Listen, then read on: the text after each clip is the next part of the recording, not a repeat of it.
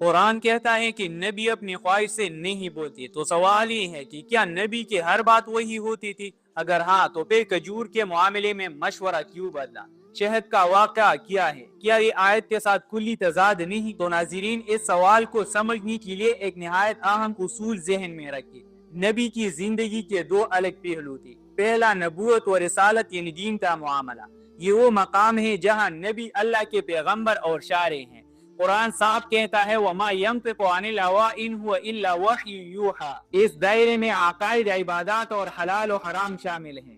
یہاں نبی کی ہر بات وحی کے تابع اور لازمی ماننے کے قابل ہے، اور اس میں اپنے رائے چلانا گمراہی ہے۔ دوسرا، بشری اور دنیاوی معاملات۔